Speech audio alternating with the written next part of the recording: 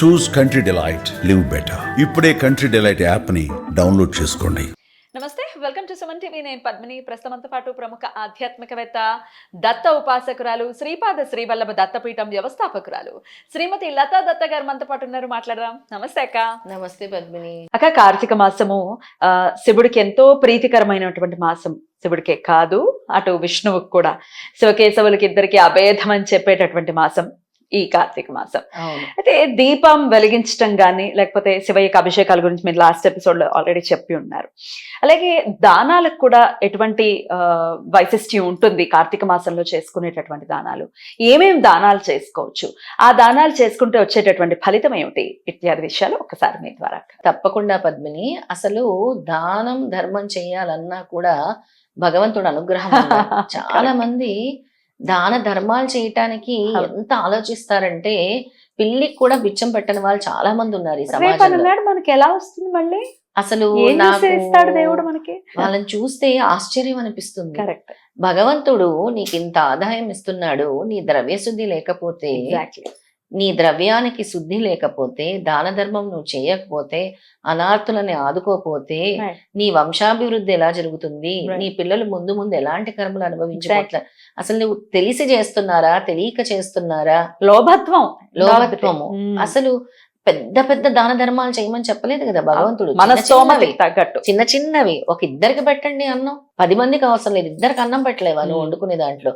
ఇవాళ రేపు ఎలా అయిపోయిందంటే, బాబోయ్ చుట్టాలు మా ఇంటికి రాకూడదు అనుకునే రోజులు, బాబోయ్ మేము వండి పెట్టలేము అనుకునే రోజులు. అసలు తినే టైంకి ఎవరైనా వచ్చారంటే తిట్టుకుంటున్నారు రోజులు వచ్చేసి. మాదా కోలం తల్లో అని అనేవారు. అరుపే లేదు ఇప్పుడు, అసలు ఆ పిలిపే లేదు, అరుపే లేదు. ఏదో వాళ్ళు అక్కడక్కడ ట్రాఫిక్ సిగ్నల్స్ లో కనపడటం తప్ప ఇంటి ముందుకు నిజంగా మీరు అన్నట్టుగా అసలు లేదు. అసలు ఆ పదవే లేదు, ఆ పదం మాయమైపోయింది. అయితే అలా రావాలని కోరుకోవాలి. ఎందుకంటే భగవంతుడు కూడా వస్తాడు ఆ సమయానికి. భగవంతుడే పేదలను ఆదుకుంటూ ఉంటాడు ఏదో ఒక రూపంలో. అందుకే కనీసం కార్తీక మాసంలోనైనా మీకు తోచింది దాన ధర్మాలు చేయండి. అందుకే ఈ ఎపిసోడ్ చేస్తున్నాను. అంటే మేము ఏదో పెద్ద దాన ధర్మాలు చేసేయాలా అని అనుకోకండి. ఈ చిన్న చిన్న కూడా మీ జీవితాన్ని మారుస్తుంది, మీ యొక్క కర్మల్ని తొలగిస్తుంది. భగవంతుడు ఇస్తున్న అవకాశాన్ని సద్వినియోగం చేసుకోవాలి మనం. ప్రతిదానికి కూడా పెద్దలు, మన సనాతన ధర్మము, మన పురాణాలు, శాస్త్రాలు కూడా చెప్తున్నాయి. ఎందుకంటే నీకు ఇచ్చిన అవకాశాన్ని నువ్వు వినియోగం చేసుకుంటేనే నీ కుటుంబ వృద్ధి, వంశాభివృద్ధి, ఆర్థిక వృద్ధి, ఆరోగ్య వృద్ధి అన్ని జరుగుతాయి. సడన్ గా మాకు సమస్య వచ్చేసింది అని అంటే సాల్వ్ అయిపోవాలంటే ఎలా అవుతుంది? కరెక్ట్. అందుకే ఇప్పుడు దానాల గురించి చెప్తాను. తప్పకుండా. మొదటి రోజు అంటే ఈ రోజు నెయ్యి, బంగారము దానం చేస్తే మంచిది. ఒకవేళ లేట్ గా చూసారు ఇది వీడియో అని అంటే కనుక ఎప్పుడైనా దీన్ని చేయొచ్చు. అంటే మొదటి రోజు ఎవ్రీ డే చెప్తున్నాను. బలిపాడ్యం అంటే పాడ్యం ఈ రోజు. ఈ రోజు అగ్నిదేవుణ్ణి పూజిస్తే తేజస్సు కూడా ప్రాప్తిస్తుంది. అద్భుతం. అట్లీస్ట్ ఇలా వెలిగించి ఇలా మనం దండం పెట్టుకున్నా చాలు. అగ్నిదేవుడిని దీపం పెడతాంగా, దానికి ఒక దండం పెట్టినా చాలు. ఇది ఆ రోజు కలవ పూలు, నూనె, ఉప్పు దానం చేస్తే మంచిది. అలాగే బ్రహ్మదేవుణ్ణి పూజించాలి. బ్రహ్మదేవుణ్ణి తలుచుకున్నా, ఆయన రూపం చూసినా చాలు. దత్తాత్రేయుని తలుచుకుంటే బ్రహ్మదేవుని తలుచుకున్నట్టే. మూడవ రోజు ఉప్పు దానం చేస్తే మంచిది. అలాగే పార్వతీదేవిని, శుక్రవారం వస్తుంది, సౌభాగ్యము, అలాగే సౌభాగ్యం చేకూరుతుంది మనకి. ఆ రోజు ఉప్పు దానం చేయొచ్చు, కుంకుమార్చన చేయొచ్చు. నాలుగవ రోజు నూనె, పెసరపప్పు దానం చేస్తే మంచిది. ఆ రోజు గణపతిని పూజిస్తే కూడా సర్వ కార్యసిద్ధి జరుగుతుంది. ఇక 5వ రోజు పంచమి, స్వయం పాకము, విసునకర్ర దానం చేస్తే మంచిది. స్వయం పాకం మీరు విశేషంగా గానగాపురంలో ఉండబోతున్నారు పంచమికి. భిక్షా కార్యక్రమం ఆ రోజే వస్తుంది. అక్క ఇదంతా భగవంతుడి ప్లాన్ అక్క. అవును.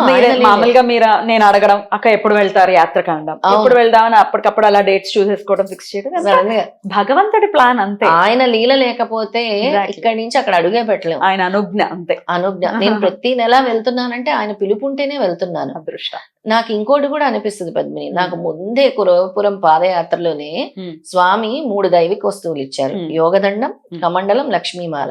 అంటే నా ఫ్యూచర్ ఆయన డిసైడ్ చేశారు. అంతే. ఇప్పుడు నేను ఉండొచ్చు ఈ బాహ్య ప్రపంచంలో, ఇంకా నా బాబు ముందుకెళ్ళాలి అని ఉండొచ్చు, కానీ ఆయన ప్లాన్ వేరేది ఉంది. అలా నువ్వు చెప్తున్నది కూడా కనెక్ట్ అవుతుంది. ఇప్పుడు ముందే మనం గానగాపూర్ యాత్ర అనుకున్నామంటే ఆ రోజు చూడు స్వయం పాకం అని అన్నారు. భిక్షా కార్యక్రమం కూడా అటువంటిదే కదా. అసలు ఆ రోజు ఇవి దానం చేయటం వల్ల చూడు ఎలాంటి ప్రాప్తో. నిజంగా మనతో పాటు యాత్రకు వస్తున్న వాళ్ళు నిజంగా అదృష్టవంతులు, వాళ్ళకి ఇవన్నీ ఏం తెలియదు, వస్తున్నారంతే. స్వామి భిక్ష అనుగ్రహం అంతే. మంచి కీర్తి ప్రతిష్టలు వస్తాయట ఆ రోజు.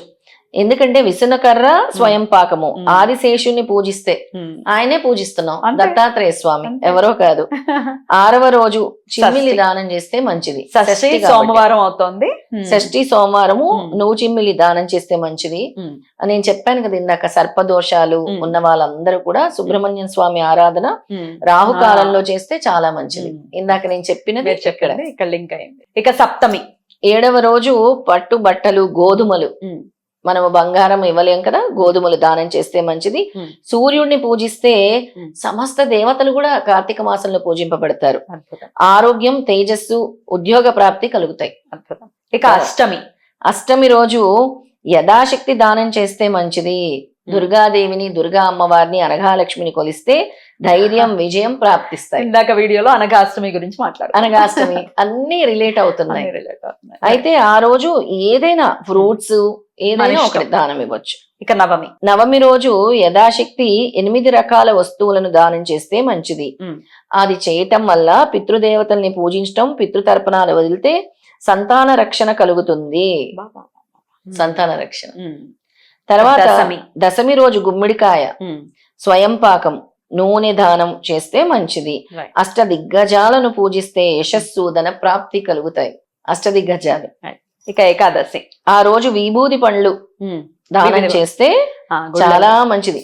విభూది ఉండలు చేస్తే గుళ్ళో మంచిది. గుళ్ళో, పీఠాలకి, ఎవరికైనా సాధువులకి, లేని వాళ్ళు ఉంటారు పాపం సాధువులకి చాలా అవసరం కదరా. ఇలాంటి వాళ్ళు ఎవరైనా కూడా త్రిపుండ్రాలు పెట్టుకుంటారు కదా. త్రిపుండ్రాలు. శివుణ్ణి పూజిస్తే ధన ప్రాప్తి, ఉన్నత పదవి వస్తాయి.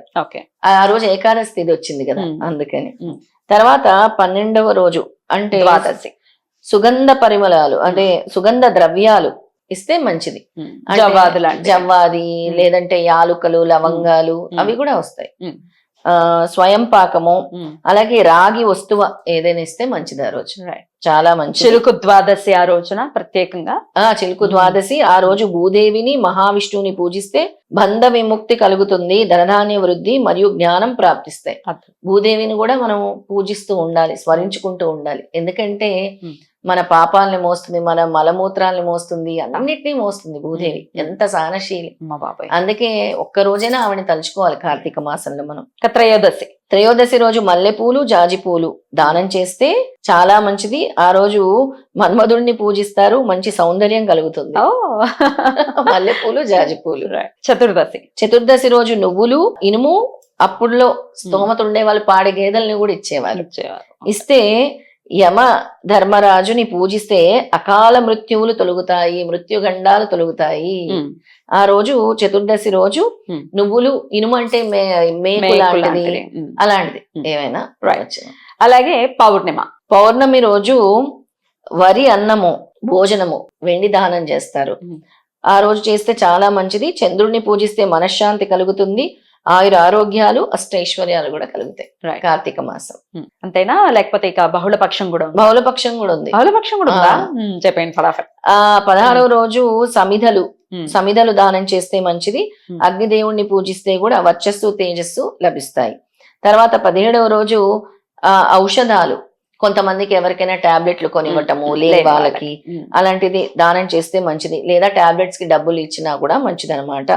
అశ్విని దేవతల్ని పూజిస్తే సర్వ వ్యాధులు తొలగుతాయి. అశ్విని దేవతల్ని. 18వ రోజు పులిహోర లేదా బెల్లము దానం చేసి గౌరీదేవిని ప్రార్థిస్తే అఖండ సౌభాగ్య ప్రాప్తి కలుగుతుంది.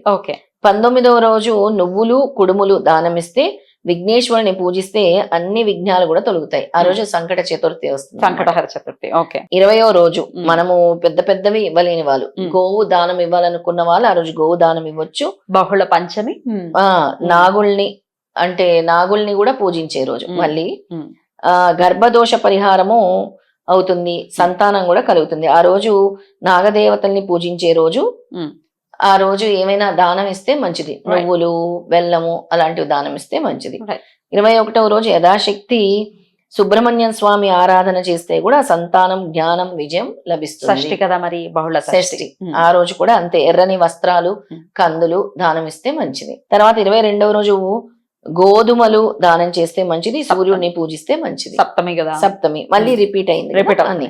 తర్వాత అష్టమి మంగళ ద్రవ్యాలు దానం ఇస్తే మంచిది. సప్త మాతృకల్ని పూజిస్తే మాతృరక్షణ కలుగుతుంది. తర్వాత 24వ రోజు ఎర్రని చీర, జాకెట్టు, ఎర్ర గాజులు, ఎర్ర పూలు దానం చేస్తే, దుర్గాదేవిని పూజిస్తే శక్తి సామర్థ్యాలు, కార్య విజయము కలుగుతాయి. రైట్. నవమి రోజు దశమి రోజు యథాశక్తి దానం ఇస్తే, అష్టదిక్పాలను పూజిస్తే అఖండ కీర్తి ప్రతిష్టలు వస్తాయి. ఏకాదశి రోజు ఉప్పు పప్పులను వంటకు ఉపయోగించే వస్తువులను దానం చేస్తే, కుబేరుణ్ణి పూజిస్తే ధనప్రాప్తి కలుగుతుంది. ద్వాదశి తర్వాత ఉసిరికాయ దానం ఇస్తే, ఉసిరికాయ దీపం పెడితే కూడా కార్తీక దామోదరుని పూజిస్తే రాజభోగాలు ప్రాప్తిస్తాయి. ఆ రోజు పూజిస్తారు కార్తీక దామోదరుని. తర్వాత త్రయోదశి నువ్వులు ఉసిరికాయ దానం ఇస్తే మంచిది. ధర్మదేవుణ్ణి పూజిస్తే సకల రోగాలు కూడా నయమవుతాయి. చతుర్దశి రోజు శివారాధన, శివలింగము మీద విభూది పండు, అలాగే ఏదైనా యథాశక్తిగా ఈశ్వరుడికి సంబంధించినవి ఏవైనా కూడా ఈశ్వరాలయాల్లో ఇస్తే, పాలు, పెరుగు, విభూది, గంధము ఇస్తే అకాల మృత్యు దోషాలు తొలగిపోతాయి, ఐశ్వర్యం ప్రాప్తిస్తుంది. ఇక ఫైనల్ గా కార్తీక అమావాస్య రోజు సర్వదేవతల్ని పూజిస్తాము, నువ్వులు దానం ఇస్తాము, దీపదానం ఇస్తాము, ఉసిరి దానం ఇస్తాము. దాన్ని ఇవ్వటం వల్ల ఆత్మస్థైర్యం కలుగుతుంది, కుటుంబ సంక్షేమం కూడా కలుగుతుంది. మొత్తం 30 రోజులు ఏం చెయ్యొచ్చు? 30 రోజులు 30 చేయకపోయినా ఏదో ఒకటో రెండో అయినా మనం చేసుకోగలం కదా. అట్లీస్ట్ వారంలో ఒకటి చేసుకున్నా చాలు, 4 దానాలు అవుతాయి. రైట్. చాలా చక్కగా వివరంగా అన్ని తెలియజేశారు. ఖచ్చితంగా ఇది ఉపయోగపడుతుంది మన వాళ్ళకి. చాలా చాలా కృతజ్ఞతలు అక్క. నమస్తే. జయ గురుదత్త. శ్రీ గురుదత్త.